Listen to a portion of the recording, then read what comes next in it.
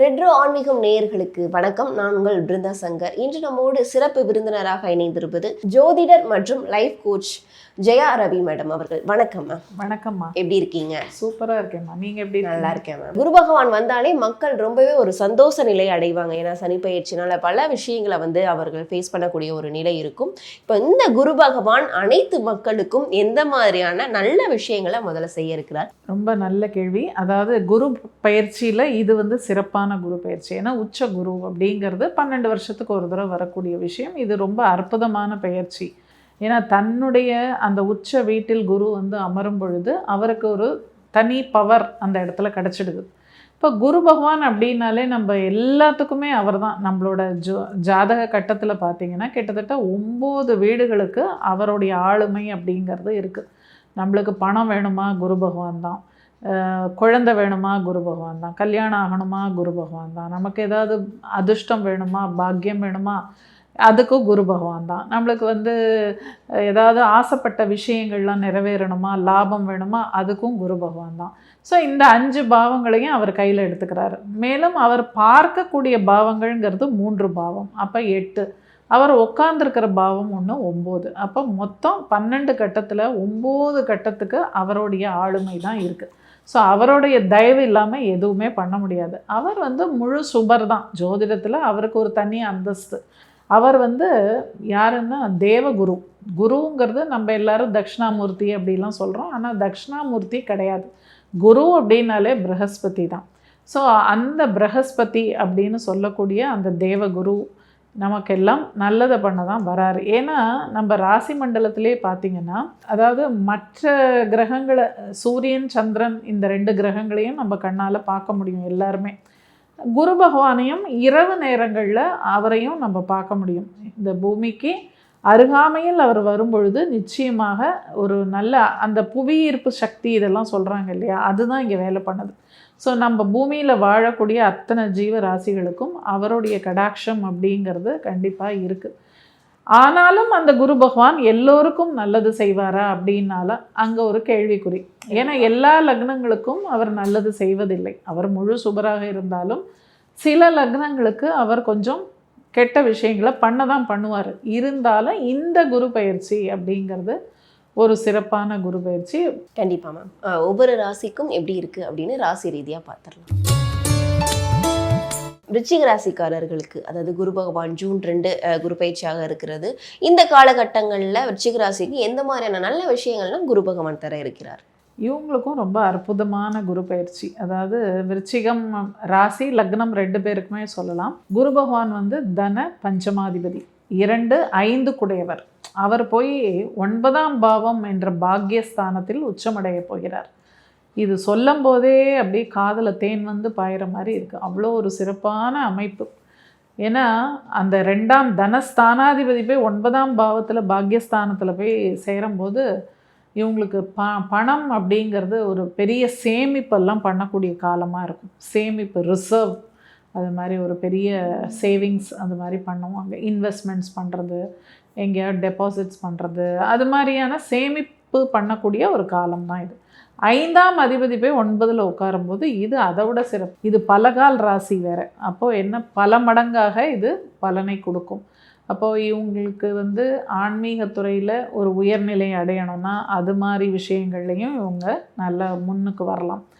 குருமார்களை சந்திக்கிறது, தீட்சை வாங்கிறது. அதே சமயம் கலைத்துறையில் இருக்கிறவங்களுக்கு நல்ல ஒரு பேரு புகழ் பிரசித்தியை கொடுக்கக்கூடிய காலமாக இருக்கும். எல்லா விதத்துலையுமே ஒரு சிறந்த காலம். ஏன்னா இந்த 5ஆம் அதிபதி போய் 9ஆம் பாவத்தில் போய் உச்சமாகும்போது அது ரொம்ப ரொம்ப ரொம்ப சிறப்பான ஒரு காலம். அதே சமயம் அது காலச்சக்கரத்தின் 4ஆம் இடம், சுகஸ்தானம் அப்படிங்கிறதுனால தாயார் வழியிலேருந்து ஏதான ஒரு பூர்வீக சொத்து வழியாக ஏதாவது இவங்களுக்கு ஒரு இன்கம் வர மாதிரி ஒரு அமைப்பும் வரலாம். ஸோ இதெல்லாம் ஒரு நல்ல ஒரு காலம் தான் இது. இப்போ அடுத்தது அவர் பார்க்கக்கூடிய பாவங்கள், எந்த பாவத்தை பார்க்க போகிறாருன்னா லக்னம் ராசியே பார்க்க போகிறார். விருச்சிகத்தையே பார்ப்பார். அப்போ அந்த லக்னம் ராசிங்கிறது என்ன, நம்மளை பற்றிய விஷயம், நம்மளை பற்றி சொல்லக்கூடிய பாவம் தான் அது. அப்போ நமக்கே ஒரு பிரசித்தி, மேன்மை அப்படின்னு கிடைக்கக்கூடிய ஒரு காலமாக இருக்கும். நல்ல ஒரு என்ன சொல்கிறது, நம்மளை மேம்படுத்திக்கக்கூடிய ஒரு காலமாக இருக்கும். 3ஆம் பாவத்தையும் பார்க்க போகிறார். அப்போ நம்மளோட திறமைகள் எல்லாமே வெளிப்படக்கூடிய காலம், சிறப்பான ஒரு காலம். 5ஆம் பாவம் அவருடைய வீட்டையே அவர் பார்க்க போகிறார். 9ஆம் பாவத்தில் உட்கார்ந்து அவரோட 5ஆம் பாவத்தை பார்க்க போகிறார். அப்போ குழந்தைகளால் பெருமை, குழந்தை இல்லாதவர்களுக்கு குழந்தை கிடைக்கும், அதே மாதிரி பேரு புகழ் எல்லாம் கிடைக்கும். வெளிநாட்டில் போய் ஏதாவது இந்த ஆர்டிஸ்ட் எல்லாம் இருக்காங்க இல்லையா, டான்சர்ஸ், மியூசிஷியன்ஸ் எல்லாம், அவங்களாம் போய் வெளிநாட்டில் போய் பர்ஃபார்ம் பண்ணுற மாதிரியான ஒரு காலம் இருக்கலாம். இல்லை வெளிநாட்டில் அவங்களுக்கு ஏதாவது ஒரு ரெக்கக்னிஷன் கிடச்சி ஒரு ரிவார்டு கிடைக்கக்கூடிய காலமாக இருக்கலாம். அதே மாதிரி காதல் பண்ணுறவங்களுக்கு காதல் ப்ரப்போசல்ஸ் எல்லாம் அவங்களுக்கு வரும். ஏன்னா 5, 12, ஏன்னா அது மீனம்ங்கிறது காலச்சக்கரத்துக்கு 12ஆம் இடம். 5, 12ன்னு வரும்போது ஒரு காதல் அப்படி இத்தனை காலம் அவங்களுக்கு வந்து யாராவது நம்மளுக்கு ஒரு பார்ட்னர் கிடைக்க மாட்டாங்களான்னு ஏங்கிட்டு இருந்தவங்களுக்குலாம் இப்போ ஒரு ப்ரப்போசல் வரலாம். ஸோ தயாராக இருங்க. இவர்களுக்கு அதாவது வெளிநாடுல போய் வேலை பார்க்குறது, அதாவது கடல் கடந்து போய் வேலை பார்க்குறது, இல்லை படிப்புகளை மேற்கொள்கிறது, இதெல்லாம் வந்து சிறப்புகளை தருமா? கண்டிப்பாக கொடுக்கும், எல்லாமே கொடுக்கும். ஏன்னா ஜலராசி சம்மந்தப்பட்டாலே வெளிநாட்டு பயணம், கல்விக்காகவும் போகலாம், இல்லை இவங்க இப்போ கலை சார்ந்த விஷயங்களை போய் அங்கே பர்ஃபார்ம் பண்ணுறதுக்கும் போகலாம், எப்படி வேணால். ஆனால் வெளிநாட்டுக்கு சில பேர் உல்லாசமாக ஒரு ரெக்ரியேஷன் மாதிரி, ஒரு ஹாலிடே மாதிரி போகிறவங்களுக்கும் இது ஒரு உகந்த காலமாக இருக்கும். இவர்கள் எந்த தெய்வத்தை வழிபட்டால் இன்னும் சிறப்பாக இருக்கும்? இவங்களுக்கு முருகப்பெருமான் சிறப்பாக இருக்கும். முருகன், சுப்பிரமணிய சுவாமி, முருகனை வணங்கினா இவங்களுக்கு சிறப்பு. நீங்கள் வந்து ஆரம்பத்திலேயே சொன்னது என்ன அப்படின்னா 12 ராசியினருக்கும் வந்து ஒரே வேண்டுதல் தான் அப்படின்னு சொல்லிட்டு, ஒரே வந்து தெய்வ வழிபாடை மேற்கொண்டால் இந்த குரு பயிற்சியில் அவர்களுக்கு ரொம்ப சிறப்பாக இருக்கும் அப்படின்னு சொல்லியிருக்கீங்க. அது என்ன தெய்வ வழிபாடு அப்படின்றதையும் சொல்லிடுங்க. அந்த ரகசியத்தையும் சொல்லிடுறேன். அதாவது நான் அந்தந்த ராசி லக்னத்துக்கு ஒரு தெய்வம் சொன்னேன், அது பண்ணுங்க, அது எப்பவும் பண்ணுறது பண்ணிட்டுருங்க. ஆனால் இந்த குரு பயிற்சி ரொம்ப சிறப்பான குரு பயிற்சின்னு நான் ஏன் சொல்கிறேன் அப்படின்னா, இது 12 வருஷத்துக்கு ஒரு தடவை தான் இந்த உச்ச நிலைக்கு அவர் வரார். அப்போ இந்த கடகம்ங்கிறது என்ன, மோட்ச ராசி. இங்கே வந்து குரு பகவான் இதை வந்து என்ன சொல்கிறாங்க, தாயார் ஸ்தானம்னு சொல்கிறாங்க. இங்கே தான் தாயாரோட கருவறை அப்படிங்கிறதும் இந்த கடகம் தான். அப்போ அந்த தாயாரோட கருவறையில் இருக்கிற குழந்தைக்கு உயிர் நாடி துடிப்பை கொடுக்குறவரே குரு பகவான் தான். அந்த குழந்தைக்கு மட்டும் இல்லை, மனித பிறவிக்கு மட்டும் இல்லாமல் எல்லா ஜீவராசிகளுக்கும் அந்த உயிர் துடிப்பு அப்படிங்கிற விஷயத்தை கொடுக்கறதே குரு பகவான் தான். அப்போது அவரை ஜீவகாரகன்னு நம்ம சொல்கிறோம். இப்போ அப்படிப்பட்ட ஒரு நிலையில் அந்த குரு பகவான் வந்து இங்கே அமரும் இந்த இடம் ரொம்ப சிறப்பான இடம். அதுலேயும் இந்த பூச நட்சத்திரம் அப்படிங்கிறது ரொம்பவே சிறப்பான ஒரு நட்சத்திரம். பெரிய பெரிய மகான்கள்லாம் பார்த்திங்கன்னா அந்த பூச நட்சத்திரத்தில் பிறந்தவங்க தான் இருப்பாங்க. 3 நாயன்மார்கள், அது மாதிரி பெரிய பெரிய மகான்கள், அவங்களுடைய நட்சத்திரம்லாம் பார்த்திங்கன்னா மோஸ்ட்லி பூசம் தான் இருக்கும். ஸோ ராமலிங்க அடிகளார் அவங்கள்லாம் வந்து சமாதி நிலை அடைஞ்சது இந்த பூச நட்சத்திரத்தில். ஸோ அப்படிப்பட்ட ஒரு சிறந்த இந்த நட்சத்திரத்தில் குரு பகவான் சஞ்சாரிக்கும் பொழுது இது ஒரு சிறப்பான கடகம் என்பது ரொம்ப அதி உன்னதமான ஒரு ராசி.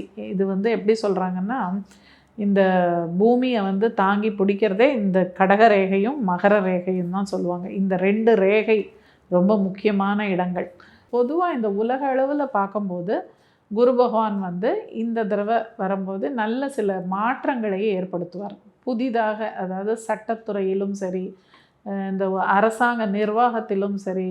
இது வந்து நம்ம தமிழ்நாட்டுக்கு மட்டும் நான் சொல்லலை, உலக அளவில் எல்லாருக்குமே சொல்கிறேன். அதாவது நம்ம எஸ்பெஷலி நம்ம பாரத தேசத்துக்கு ஒரு நன்மையை கொடுக்கக்கூடிய காலமாகத்தான் இந்த குரு பெயர்ச்சி அமையும். அதே போல் விலைவாசி இந்த மாதிரி விஷயங்கள்லாம் கூட கொஞ்சம், அதாவது இத்தனை நாள் வந்து இந்த கோல்டு ப்ரைஸ் எல்லாம் ரொம்ப எங்கேயோ போயிடுச்சு பீக்கு, இப்போ கொஞ்சம் கம்மியாகும். அதுக்குன்னு ஒரேடியாக நம்ம எதிர்பார்க்குற மாதிரிலாம் டிராஸ்டிக்காக பெரிய சேஞ்ச் எல்லாம் வராது, கொஞ்சம் கம்மியாகும். முந்திக்கு இப்போ கொஞ்சம் கம்மியாகும். இருந்தாலும் இங்கே வந்து இந்த குருவுக்கு எப்போவுமே ஒரு தனி மரியாதை, மதிப்பு அப்படிங்கிறது உண்டு. லோகக்ஷேமம் பொதுவாக நம்ம பாரத தேசத்தை பொறுத்த மட்டும் ஒன்றும் பெரிய ப்ராப்ளம்னு சொல்ல முடியாது, நல்லாவே இருக்கும். பொதுவாக எல்லாருக்குமே இது வந்து ஒரு சுபிக்ஷமான காலமாக இருக்கும் இந்த குரு பெயர். ஸோ அதனால் இந்த இடத்துல வந்து நம்ம யாரை வழிபட்டால் சிறப்பு அப்படின்னு பார்த்தீங்கன்னா, மகான்கள், சித்தர்கள், இந்த மாதிரி ஜீவ சமாதி அடைந்த இவர்கள்லாம், இந்த பெரிய பெரிய மகான்களை போய் வழிபடுறது அப்படிங்கிறது இந்த குரு பயிற்சிக்கு ரொம்ப சிறப்பான வழிபாடு. இது எல்லா லக்னம் ராசியில் பிறந்தவர்களும் இது செய்யலாம். ஏன்னா இங்கே வந்து மகான்கள் தான் வந்து நமக்கு தெய்வத்தினுடைய தூதுவர்கள் அப்படின்னு சொல்கிறோம்.